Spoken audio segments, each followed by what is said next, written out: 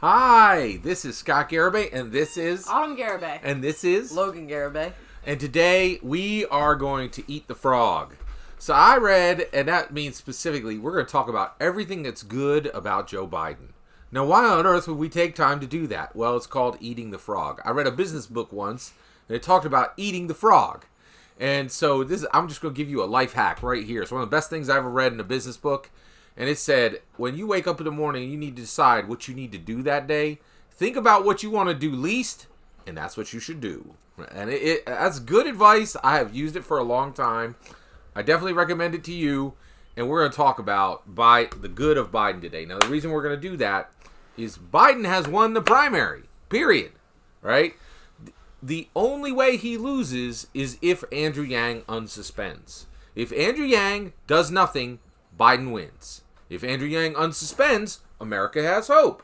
But right now, as it stands, we are on the fast track. We are on the rails to our first 86-year-old president, or not our first 86-year-old president. Like, if Biden gets elected, it's 86-year-old president or female president, which sounds good, but it's not, right? Because in order to get that female president, some terrible things have to happen. Things that are unprecedented in American history. Not good things, right? So all that. So Autumn and Logan and I today are going to think, how did this happen? What good qualities did Joe Biden put in front of voters to set for 51% of American Democrats to say Joe Biden is our best shot to beat Donald Trump? So we're going to repress every negative thing we can think of about Joe Biden and try to understand why voters picked Joe Biden. And the reason why is we can't unseat him as the presumptive nominee if we don't understand him.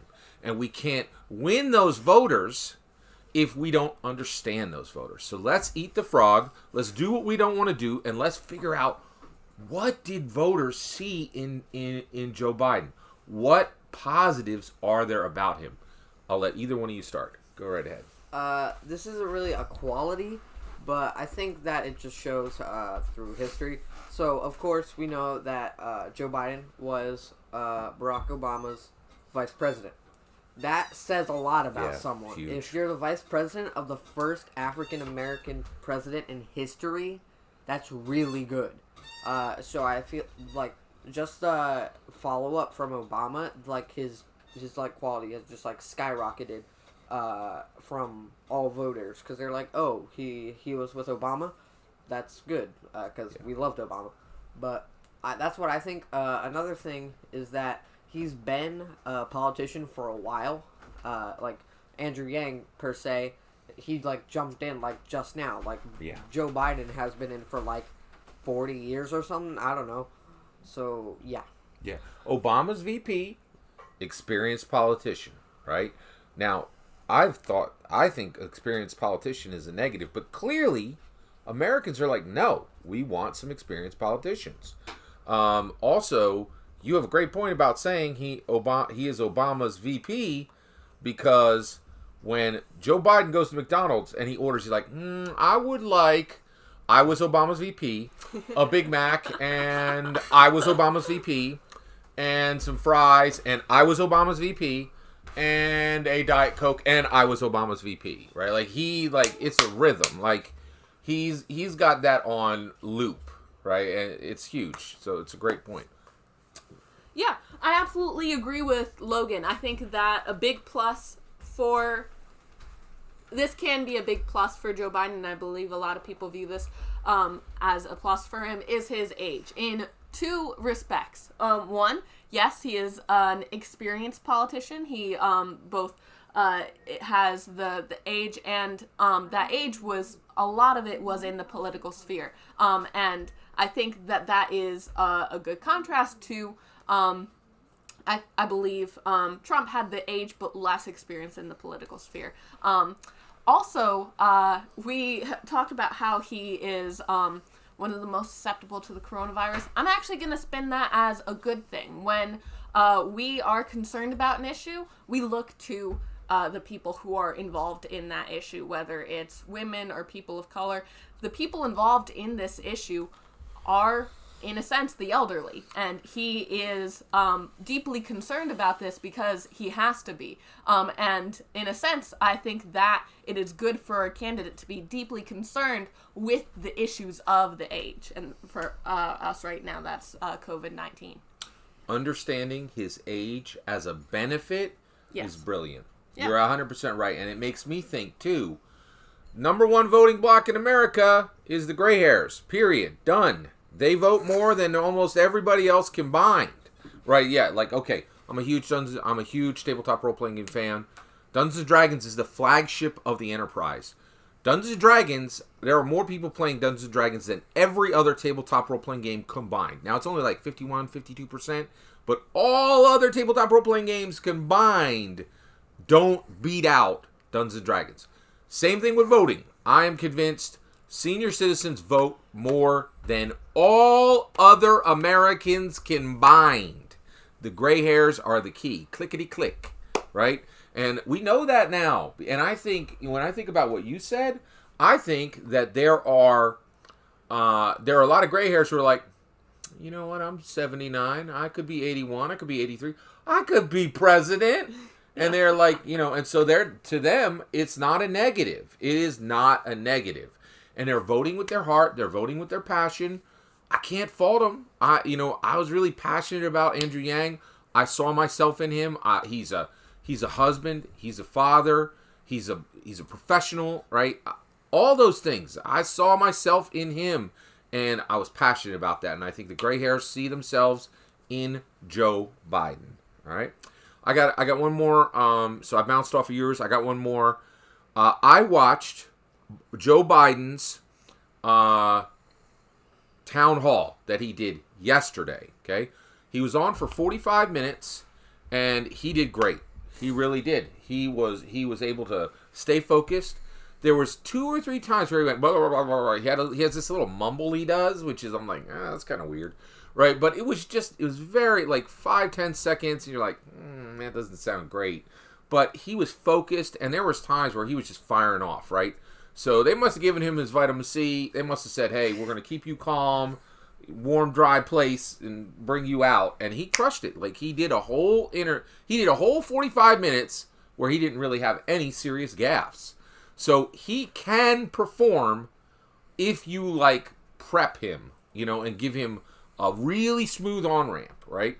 And right now, he can display periods of cognitive resonance for short periods of time, right? And the other thing is he is physically healthy. He can stand. He looks healthy. He doesn't look unhealthy. The other thing is, go ahead. Yeah, I wanted to mention that as well. As we were talking about the age, him and Sanders were within a year of each other. But is it just me, or does Biden look like 1,000 years younger? Than who? Than Sanders. Yeah, absolutely. But I do think that despite his age, even though that can be considered a plus, but even if it wasn't, he still has the charisma, the looks, and you could even say he's a little bit of fun. He has lots of stories, and those are some positives I wanted to say just about his general character. Well, so how he looks as far as his age, let's rank him, right? So you got Trump. He looks the youngest because he is the youngest, right? And that wig he's got is terrible, but it makes him look young. Then you got Joe Biden. Okay, he looks a little older than Trump. Then you got the Crypt Keeper. And then you got Bernie. Bernie looks older than the Crypt Keeper. Like, yeah. So, you think that Biden looks older than Bernie? From the last time to look, they both don't look good. Like, I mean, like... I hear you, yeah. And it matters. We did have some attractive candidates, Biden was not. We are not trying to be mean. Looks matter. Like, yeah. You're on camera non-stop. People need to want to look at your face, right? Go ahead. I was going to say an analogy, but that would be insulting, so I'm not. Yeah. And even if they don't want... I think in politics, it's good if people want to look at your face, but it's it's really important that they don't not want to look at your face, right? And I will say this. Biden does not, you could tell that in his younger years, he's probably a sharp guy. And even now, he's like, he's a sharp looking gray hair, like his appearance is part of it. And I'm going to throw this in there. And if you think this doesn't matter, it matters. That dude has got $1 million smile. He, flashes those high beams, man. Like he's got a big, bright smile and it comes to his face easily, right? Mm-hmm. Bernie. Right? He's like, oh, you need me to smile?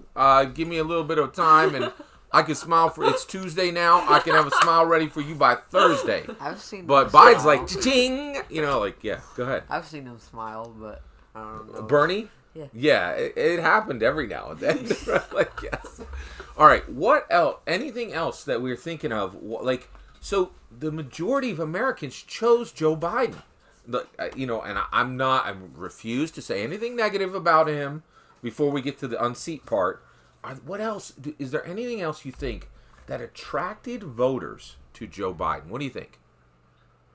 Oh, I think his, the number one thing that I know at least attracted me to him was his recent promise of a female vice president. Oh, and huge. That's a little less of him, but the kind of things peripheral to him. But what am I looking for? The boldness to promise that when he did and how he did was definitely point Biden. Absolutely. All right. Anything else? I got one more. If you don't have anything, that's okay.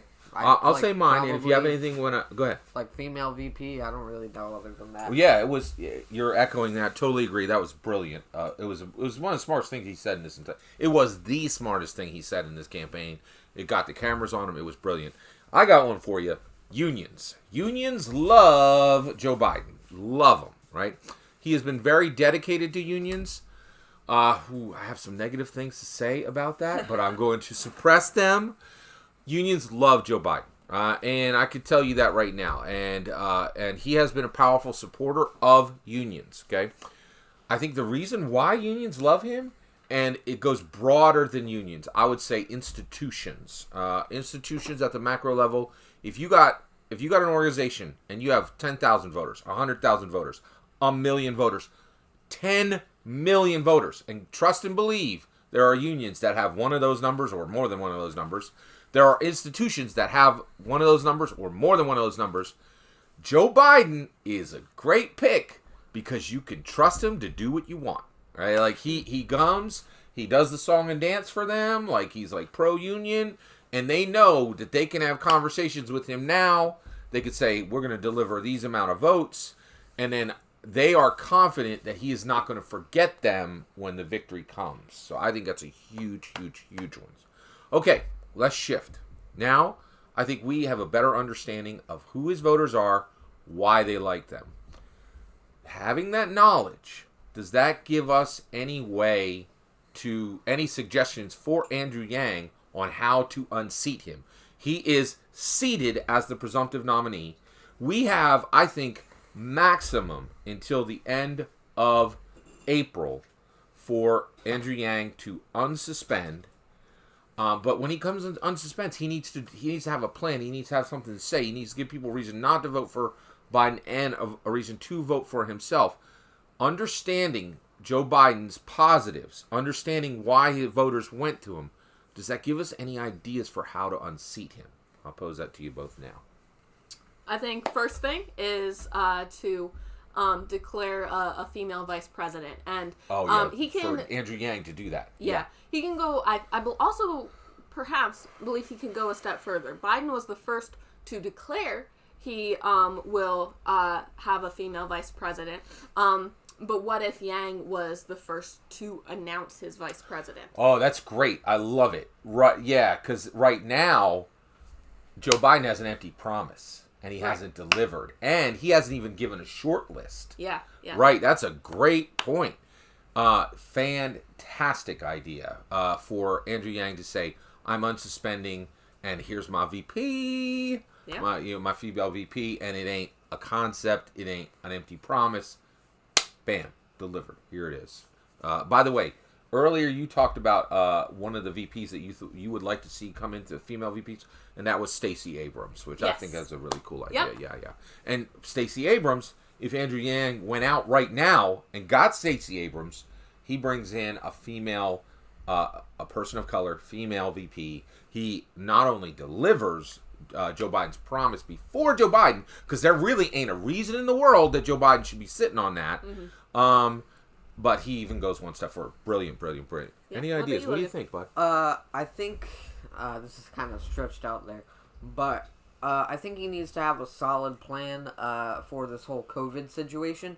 Because, well, I think already Joe Biden has one, but whatever. Yeah. But I don't think he can survive without one. Right. Like, that is, like, the most crucial thing right now. Yeah. So he needs to have a solid plan for that, or he's screwed. He will, like, completely die. That's a great point. So, I totally agree. So Yang has to have a strong, solid COVID-19 plan.